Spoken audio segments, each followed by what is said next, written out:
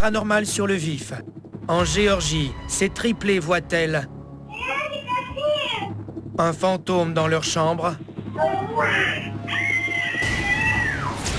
Ces fillettes voient quelque chose que nous ne voyons pas et c'est super terrifiant. Au Nouveau-Mexique, un homme voit un Bigfoot I'm filming it. et part à ses trousses. So you guys go ahead and just leave me here and I'll start walking over towards it. J'étais très content quand je l'ai entendu dire qu'il voulait s'approcher de Bigfoot. Au Pakistan, des hommes cherchent un esprit redouté qui n'entend pas à rire. Si des cercles de feu s'allument autour de vous, le message ne pourrait pas être plus clair. Vous devez partir. Dans le quartier Queens de New York, un homme aperçoit plusieurs ovnis Wow, that's crazy. au-dessus de sa maison. Okay, these are UFOs.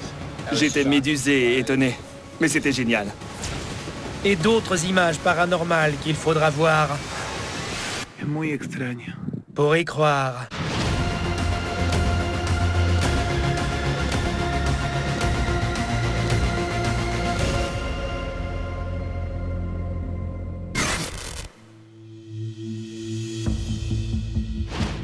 Quand les enfants parlent à un ami imaginaire, cela peut être surprenant.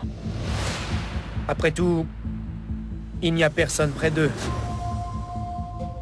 Avec le temps, les parents s'y habituent et comprennent que c'est tout à fait normal. Mais si d'autres enfants voient le même ami imaginaire, la situation devient rapidement paranormale. Voici l'histoire d'une femme en Géorgie, dont les 3 filles communiquent avec une entité invisible après leur sieste.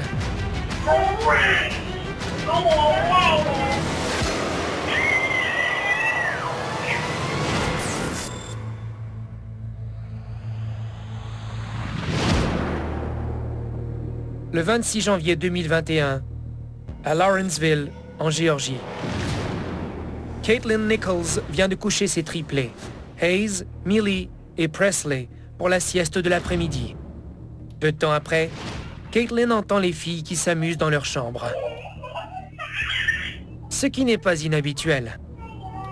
Quelques minutes plus tard, sa fille Hayes se met à crier. Et c'est à partir de ce moment-là que la situation prend une tournure bizarre. Bonjour, je m'appelle Caitlin et j'ai filmé cette vidéo. Tout à coup, j'ai entendu Hayes crier et elle disait « Je suis très fâchée contre toi ». Je croyais qu'elle se disputait avec ses sœurs, qui l'avaient peut-être contrariée. Quand Caitlin regarde les images transmises par la caméra de surveillance, elle constate que ses sœurs n'y sont pour rien.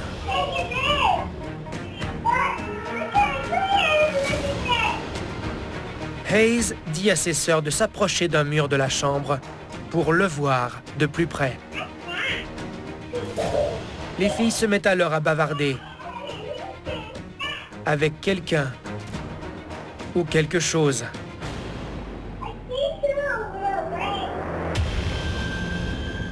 Je regardais les images et j'écoutais ce qu'elle disait. J'ai vite compris que les 3 parlaient à quelque chose qu'elles voyaient sur le mur.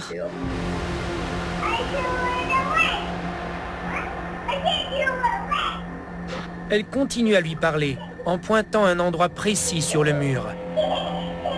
Chaque fois qu'elles portent leur attention ailleurs, quelque chose semble les rappeler vers le mur.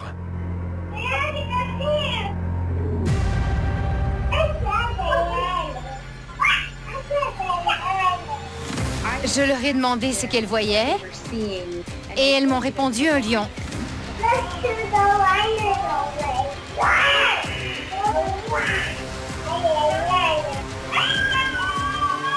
Je suis absolument convaincue qu'elles ont vu quelque chose.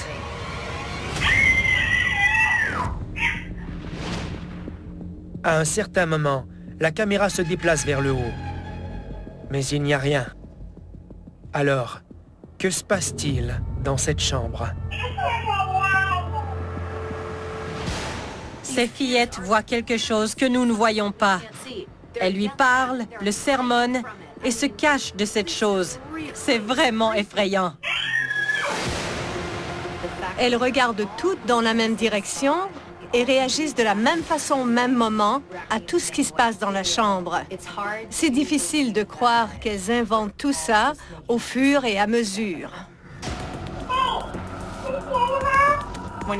Quand on observe la relation que les fillettes ont avec cette entité ou cette énergie, on comprend rapidement que ce n'est pas sa première visite. Parce que ce jour-là, elle lui parle comme si sa présence les dérangeait. Elle pointe le même endroit sur le mur. Et à un certain moment, même la caméra se déplace pour filmer ce point précis. Mais on ne voit rien du tout. Ces images sont très troublantes parce que les 3 fillettes parlent à cette entité invisible et la voient exactement au même endroit. Mais nous ne voyons absolument rien. C'est épouvantable. J'ai rapidement pensé que mes filles parlaient à un esprit qu'elles voyaient. Si c'est un esprit, Caitlin n'a aucune idée de qui ça peut être. Mais le fait qu'il communique avec des triplés nous donne peut-être un petit indice sur les raisons de sa présence. On dit que les jumeaux et les triplés ont un lien psychique très fort entre eux. Dans cette vidéo, on constate effectivement que les 3 sœurs ont souvent des réactions identiques. Nous savons que des jumeaux séparés à la naissance mènent une vie semblable et que l'un des jumeaux réagit physiologiquement à des stimuli qui sont perçus par l'autre jumeau. Nous possédons maintenant une panoplie de preuves appuyant le fait que les jumeaux et les triplés sont différents des autres enfants, ne serait-ce qu'en raison de leur niveau de perception supérieur à la moyenne. Peu importe les raisons pour lesquelles cette entité a choisi la chambre de ses filles, Caitlin n'est pas pressée de s'en débarrasser. Paraît-il que si on procède à une purification avec de la sauge, les esprits comprennent qu'on veut les chasser et ils peuvent se mettre en colère et multiplier les manifestations, ce qu'on veut éviter à tout prix. Elle accepte donc de ne pas être la seule à veiller sur ses filles. Je vais rester à l'affût et surveiller la situation de près au cas où on aurait besoin d'un spécialiste du paranormal pour nous guider. Mon objectif principal est de m'assurer que mes enfants ne vivent pas dans la peur. Si ça arrive un jour, je n'hésiterai pas à faire appel à quelqu'un qui comprend ce phénomène et qui pourra leur expliquer ce qui se passe pour qu'elles puissent le comprendre à leur tour.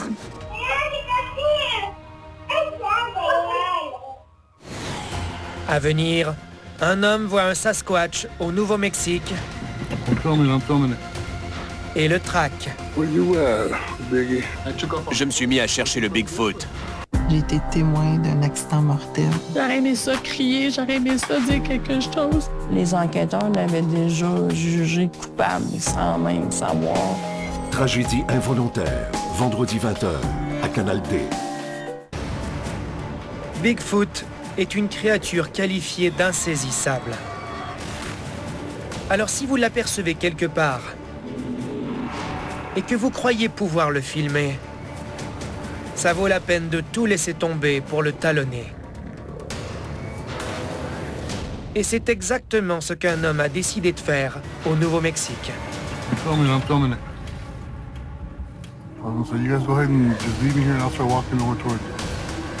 Il n'a jamais regretté sa décision et il n'est pas peu fier des images qu'il a captées.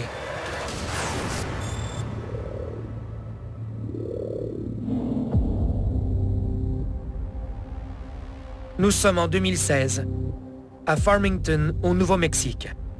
Plus précisément sur la réserve autochtone de Navajo. De retour du supermarché, Jesus Payan fils est au volant de sa voiture avec un couple d'amis. Tout à coup, il voit ceci.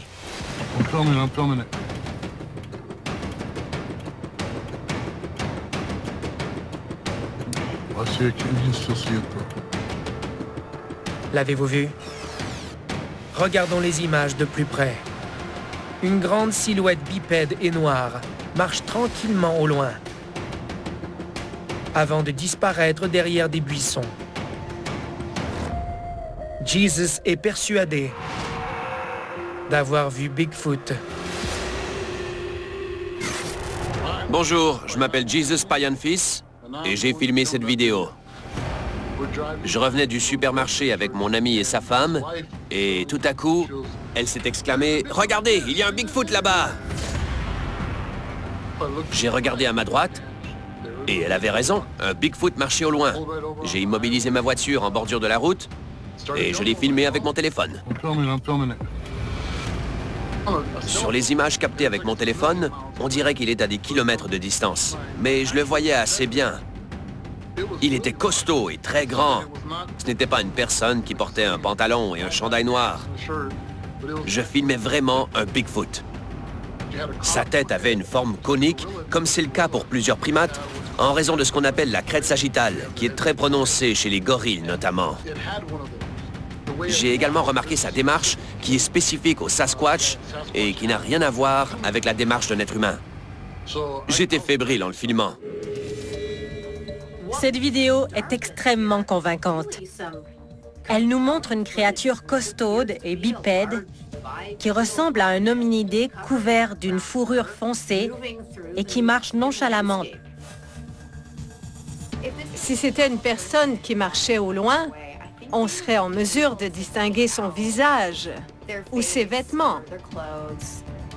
Cette silhouette qui marche est très grande. Elle est couverte de fourrure noire et tout indique qu'il ne s'agit pas d'un être humain. Quand il atteint les buissons, il disparaît complètement. Il n'est plus du tout dans le champ de vision, comme s'il s'était penché, comme s'il se savait observer. Avec tout ce que nous voyons dans ces images, une seule conclusion me semble possible. C'est une vidéo de Bigfoot. C'est pourquoi Jesus prend une autre décision courageuse. J'ai dit à mes amis de retourner à la voiture pendant que je partais à sa recherche. So you guys go ahead and just leave me here and I'll start walking over towards it. J'étais très content quand je l'ai entendu dire qu'il voulait s'approcher de Bigfoot. C'était la bonne décision. Je crois qu'on aurait tous fait la même chose. Ou en tout cas, c'est ce qu'on se plaît à dire, bien installé sur nos canapés. Mais cet homme est dans la nature sauvage, probablement sur le territoire d'un Bigfoot. Et il tient à le suivre.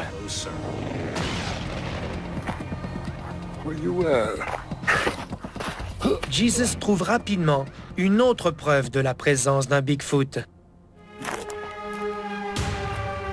Une empreinte impressionnante. Je porte des chaussures de pointure 16. J'ai de très grands pieds. Et quand j'ai vu cette empreinte de pieds nus, j'ai tout de suite constaté qu'elle était gigantesque. Ça ne pouvait pas être l'empreinte du pied de Shaquille O'Neal en plein désert. Je n'avais pas de ruban à mesurer sur moi. Alors j'ai déposé ma lampe de poche au sol juste à côté pour montrer la taille impressionnante de cette empreinte. On voit immédiatement que cette empreinte de pied est énorme. Quand il place la lampe de poche à côté, on constate qu'elle est gigantesque. C'est indéniable. Jesus demande alors à ses amis de mener une petite expérience. Il se rend à l'endroit où ils ont aperçu Bigfoot et ses amis le photographient à partir de la route. Ils sont restés en bordure de la route où j'avais garé ma voiture et ils m'ont photographié à l'endroit exact où se trouvait Bigfoot quand on l'a aperçu. Ensuite, on a pu comparer sa taille à la mienne. Sur la photo, on voit plusieurs détails, dont ma tête chauve et mes culottes courtes. Si on me compare à la créature, on voit qu'elle est noire de la tête aux pieds, avec une tête allongée. Je mesure 1,92 m et elle me dépasse d'une trentaine de centimètres. Ce serait bien si tout le monde prenait la peine de faire comme lui. Cette photo de lui, au même endroit où il a vu ce qu'il croit être un Sasquatch, nous permet d'éliminer plusieurs hypothèses, parce que nous sommes en mesure de voir à quoi ressemble un être humain à cette distance. Les indices les plus percutants ont toutefois été trouvés plus tard, lorsque Jesus a regardé les images. De retour chez moi, j'ai publié les vidéos en ligne et des gens m'ont signalé qu'à un endroit précis sur la vidéo, où se trouve la date et l'heure à l'écran, on voit quelque chose bouger. J'ai regardé cet extrait, et effectivement, on voit que Bigfoot se cache, ce que je n'avais pas remarqué. Regardez attentivement. Grâce à des rehaussements numériques, Jesus découvre un visage qui est sans équivoque celui d'un Bigfoot dissimulé dans les herbes hautes. Il emploie la même technique sur des captures d'écran. Et nous pouvons alors apercevoir sa tête au-dessus des buissons. Les résultats sont probants. J'ai pris plusieurs captures d'écran pour les examiner de plus près, en espérant mettre son visage en évidence. Et sur certaines photos, on le voit clairement. Les images sur lesquelles Jesus croit voir le visage de Bigfoot qu'il observe à travers les buissons sont très intéressantes. Ce comportement correspond parfaitement à un Bigfoot qui se sait observer. Il va se cacher et surveiller ce qui se passe de loin. On sait très bien que les Bigfoot se cachent. Et la seule manière de les voir consiste à les surprendre, et c'est ce que j'ai fait. En filmer un est un événement rare, extrêmement rare. Jesus n'a pas réussi à retrouver le Bigfoot qu'il a vu à partir de la route. Mais avec sa détermination, ce n'est probablement qu'une question de temps. Cet homme sait ce qu'il a vu. Il veut partager son savoir avec les autres pour qu'ils en comprennent les conséquences. Et je trouve ça génial. Quand les gens s'efforcent de valider leurs propres expériences, non seulement pour eux, mais pour les autres, c'est fantastique. À venir, des enquêteurs du paranormal au Pakistan confrontent un esprit pyromane. Un feu est allumé sur le corps d'un enquêteur. Alors l'intention ne pourrait pas être plus claire. Seulement en 2023, 10 330 véhicules ont été volés au Québec. Mets ça sur le parc, s'il te plaît, parce qu'il est saisi. Un huissier et son équipe tentent d'enrayer ce fléau. Traqueur de chars, vendredi 20h30, à Canal D. Il existe au Moyen-Orient une créature surnaturelle rusée, appelée le djinn. Selon le Coran, le livre sacré de l'islam, Allah a créé Adam avec de l'argile et le djinn à partir d'un feu sans fumée. Contrairement aux humains, le djinn est invisible et il possède des pouvoirs dont il se sert pour tourmenter les gens. Récemment, au Pakistan, 3 enquêteurs du paranormal semblent en avoir trouvé un. Mais il ne s'est pas contenté de les effrayer.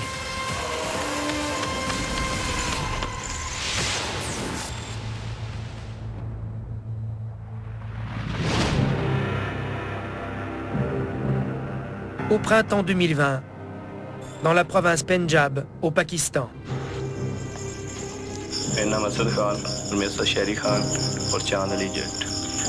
Ces 3 hommes enquêtent dans une résidence qui serait hantée par un djinn. Quelques minutes après leur arrivée, des phénomènes étranges se produisent déjà.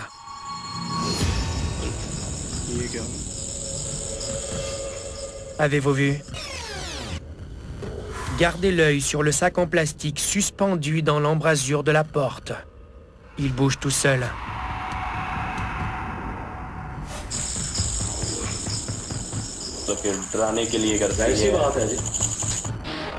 On voit bien le sac se mettre à bouger en direct.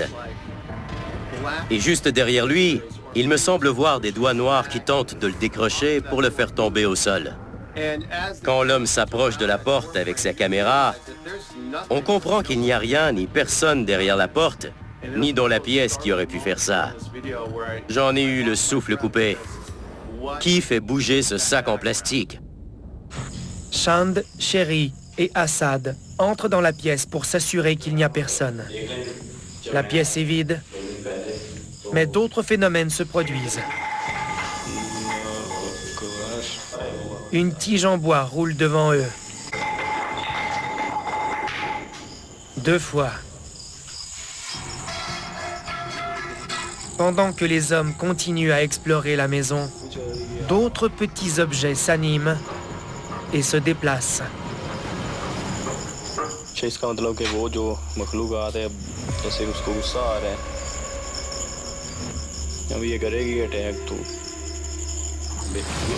Ce sont des paroles sages, car ce qu'ils ont vu jusqu'à maintenant n'était rien par rapport à ce qui va suivre.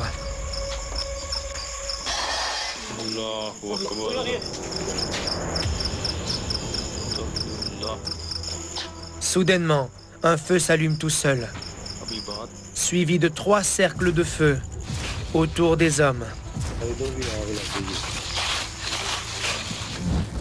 C'est parfois difficile d'interpréter les messages derrière des phénomènes paranormaux. Mais si des cercles de feu s'allument autour de vous, le message ne pourrait pas être plus clair. Vous n'êtes pas les bienvenus. Et vous avez affaire à une force invisible qui est beaucoup plus grande que vous. Les hommes sont stupéfaits de voir ces feux, et ils ignorent comment ils ont pu s'allumer.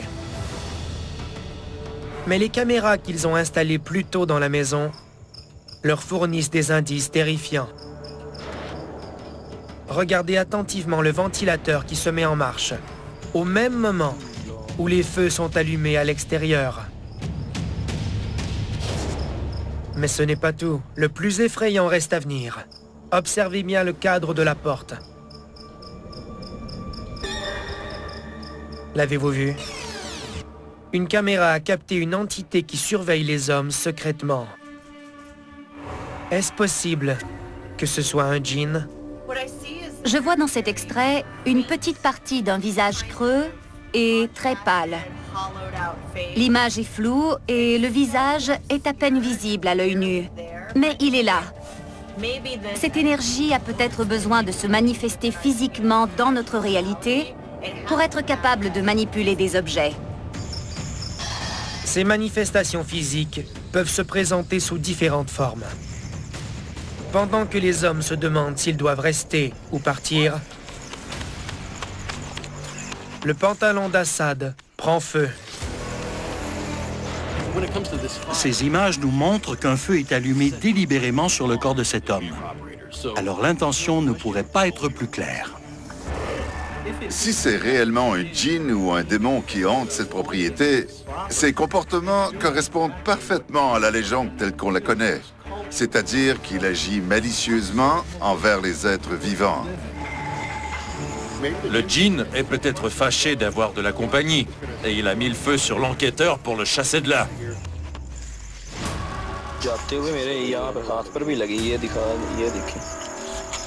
Si le djinn voulait chasser les 3 hommes, il a réussi.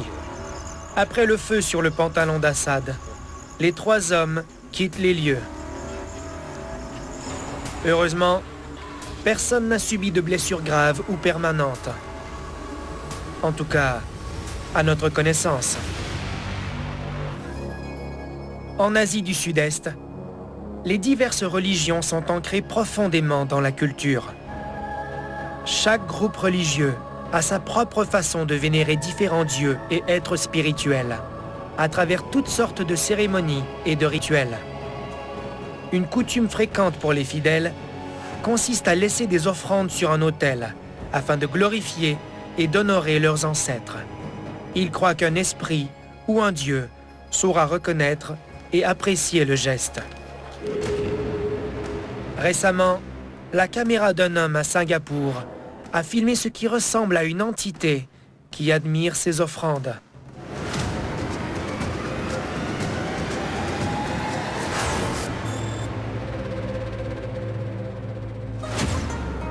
Nous sommes en juillet 2020, dans le quartier de Serangoon à Singapour. Chaque semaine, Kwan Teng dresse un autel dans son jardin qu'il garnit d'offrandes, avec des fruits, de l'encens et un carnet de prières pour une divinité protectrice qui, selon lui, veille sur sa résidence. Un jour, il constate que des pommes ont disparu et il soupçonne qu'une civette, un petit mammifère nocturne connu pour manger des fruits, est passé durant la nuit. Pour confirmer ses soupçons, Kwan installe une caméra de surveillance dans le jardin. Il s'avère que Kwan avait parfaitement raison, car durant la nuit, la caméra filme une civette qui vient voler une pomme sur l'autel. Dossier clos. Pas vrai? Non. Pas tout à fait. Quelques jours plus tard, la caméra capte autre chose. Regardez bien. Un orbe très lumineux, ayant une forme étrange, apparaît et survole les offrandes.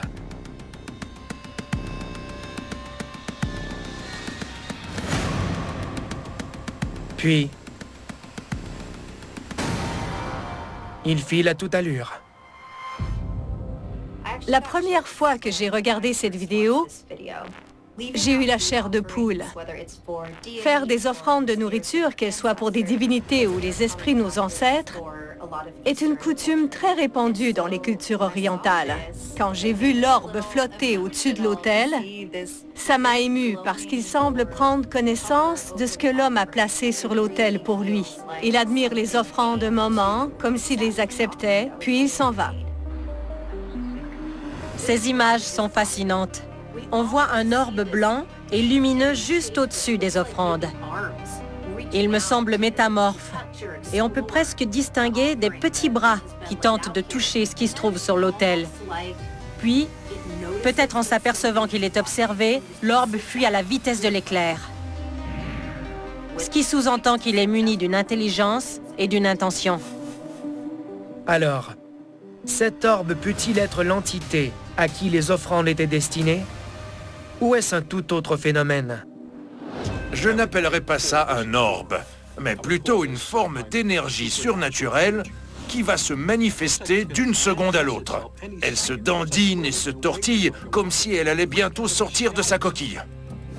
La première fois que j'ai regardé cette vidéo, j'ai pensé que c'était un moustique ou une coccinelle qui s'était posée sur un fruit pour le manger. Mais en réalité, c'est une entité très blanche et lumineuse, presque bioluminescente. Quand je l'ai vue s'éclipser à la vitesse grand V, j'étais vraiment embêté. Je ne sais pas de quoi il s'agit exactement, mais toute son attention est portée sur les offrandes qui ont été déposées sur l'autel. Si c'est effectivement un esprit, l'homme a atteint son objectif avec grand succès. Nous ne saurons jamais ce que la caméra de Quan a filmé ce soir-là, mais il se réjouit en pensant qu'il a accompli sa mission. Quand les gens font des offrandes à leurs ancêtres, c'est généralement dans le but de leur faire plaisir. Mais la plupart du temps, personne ne sait si c'est le cas. Ces images tendent à nous confirmer que les offrandes de cet homme ont été remarquées et aimées, puisqu'un esprit s'est approché pour en prendre connaissance. Il voulait peut-être démontrer qu'il était heureux de savoir qu'on pensait à lui. Personnellement, je trouve cette hypothèse plus touchante que troublante. Elle est certainement plus touchante qu'une civette qui vole des pommes.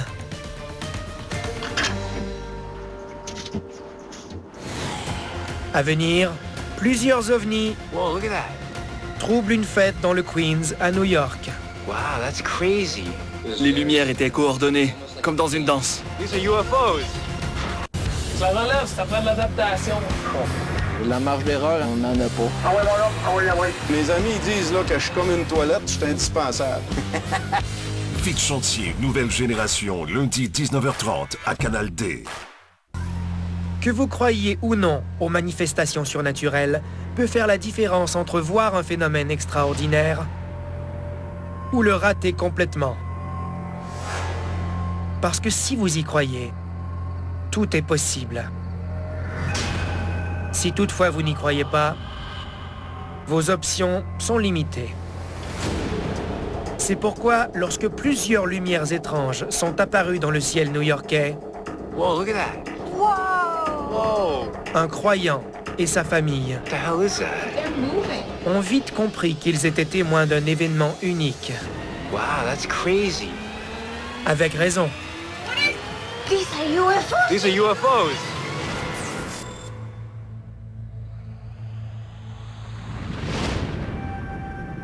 Le 3 octobre 2020, dans le Queens, à New York. Peu après 22 heures, Michael Jackson et des membres de sa famille sont rassemblés dans sa cour quand ils aperçoivent quelque chose d'inhabituel dans le ciel. I can't. What the hell is that? Des lumières étranges. They're not stars. They're moving. What the? Michael soupçonne rapidement qu'elles ne viennent pas de notre monde. Okay, these are UFOs. Bonjour, je m'appelle Michael et j'ai filmé cette vidéo. Wow, that's crazy. These are UFOs. These are UFOs. On célébrait la première communion de ma fille avec quelques membres de la famille. Sur mon téléphone, une application me donne le nom des étoiles et des planètes, et ces lumières n'apparaissaient pas du tout sur l'application. Alors elles ont attiré mon attention. What the? Can you check your app? No, I checked the app. It's not a star. They're moving. J'étais médusé et très étonné. Je me suis senti bien accueilli, même si ça peut sembler curieux. Je n'avais pas peur, parce que j'entendais souvent parler de visites d'extraterrestres. Et en tant que croyant, j'en étais enfin témoin. C'était génial. All right, this is UFOs. Crazy. C'est ce qu'on appelle une rencontre du premier type. On voit quelque chose à l'œil nu qui vole dans le ciel, mais on ne peut pas l'identifier. On croirait voir des sphères ardentes dans le ciel. See the way they're vibrating? They're like circles. They're circles. Ce ne sont pas que des lumières, mais plutôt des boules d'énergie, car on voit que leur centre est animé de pulsations. Whoa, look at that. Whoa! Whoa! Ces orbes orangés, ou ces boules lumineuses, semblent posséder une certaine intelligence. Ils se déplacent de manière synchronisée et sont tous de la même couleur et de la même taille. 1, 2, 3, 4. 5. These are UFOs. 6 if you count that one. What the? Les lumières étaient parfaitement synchronisées. C'était comme une chorégraphie. Je me disais, bon sang, on voit enfin des ovnis. J'étais ravi d'avoir établi le contact. Oh, look at this. Another one over there. Behind the bush. Should I wave at them? Ce qui se produit ensuite ne fait que renforcer la croyance de Michael. Wow, when I zoom in, look at that. Well, that's a regular plane over there. That's a plane over there. Quand un avion passe, on l'identifie très facilement. Et ça nous permet de comparer l'appareil qu'on connaît à la taille et à la couleur des lumières. They're moving, so I think they're planes. No, that's not a plane, babe. L'aéroport John F. Kennedy est à environ 10 minutes de la maison. Alors nous sommes habitués à voir et à entendre des avions et leur trajectoire est toujours la même. Planes don't move and synchronize like that. La première fois que j'ai regardé ces images, je me suis dit que c'était une autre vidéo de lanternes chinoises ou de fusées éclairantes dans le ciel. Mais cet homme habite près d'un aéroport achalandé, alors avec le temps, il s'est familiarisé avec les avions. De toute façon, il est sûrement interdit de relâcher des lanternes aussi près d'un aéroport. Ces lumières ne flottent pas dans le ciel de la même manière que des lanternes chinoises le feraient. Elles volent en formation et tout semble calculé et réfléchi. De plus, elles maintiennent une cohérence spatiale les unes avec les autres. Et cette cohérence spatiale est un indice qui peut nous aider à préciser la nature des ovnis. Ou de l'ovni que nous voyons dans ces images. Ça pourrait également être un seul grand vaisseau extraterrestre, dont chaque sommet est doté d'une lumière. Wait, a minute ago they were much closer. Yeah. Je crois avoir vu un détail très important dans ces images. D'abord, on voit un triangle parfait et 3 lumières. Ensuite, un autre triangle apparaît et je crois qu'il est à une altitude plus élevée, parce que les lumières n'ont pas tout à fait la même taille ni la même luminosité. À un certain moment, un des triangles vole au-dessus de l'autre, ce qui explique que des lumières ne soient plus visibles. Holy shit. Now they're disappearing. They're going away. Je crois que nous voyons 2 vaisseaux extraterrestres et non un seul. Quoi qu'il en soit, Michael sait qu'il a été témoin d'un événement extraordinaire ce soir-là. These are UFOs. Il en est persuadé. Mon esprit est ouvert à toutes les possibilités. Et j'ai également réfléchi au point de vue scientifique et sceptique. J'en suis venu à la conclusion que j'ai vu des ovnis ce soir-là. Mais ça peut aussi être autre chose. Et ça me va. This one's lingering. Wait, oh, it's going away. And it's gone. Je préfère être ouvert à tout plutôt que de fermer mon esprit et de m'en tenir à une seule explication. En réalité, je ne sais pas exactement ce que j'ai filmé, mais je suis très heureux d'avoir capté ces images. These are UFOs. À venir, une balançoire ne s'immobilise jamais dans un terrain de jeu, en Argentine. Le vent ne peut pas faire bouger une seule balançoire. Il y a immanquablement une force invisible qui la fait bouger, et c'est très dérangeant. Es muy extraño. Attache ta calotte avec de la broche. On décolle! Pour moi qui mange le pire! On l'avait pas vu venir, celle-là. Un bon petit monsieur! Vous êtes en état d'arrestation? Les samedis humour, 20h, à Canal D. Les terrains de jeu font partie des endroits les plus joyeux sur Terre. La joie des enfants qui s'amusent emplit l'espace d'une énergie puissante qui peut facilement s'imprégner dans l'environnement. Toutefois, cette même énergie peut également transformer les terrains de jeu en aimants pour les manifestations paranormales et attirer les esprits en quête d'énergie positive ou offrir un certain réconfort aux esprits des enfants décédés beaucoup trop tôt. The freak is happening. Récemment, un directeur d'école en Argentine a peut-être filmé des images de ce type de manifestation. Es muy extraño.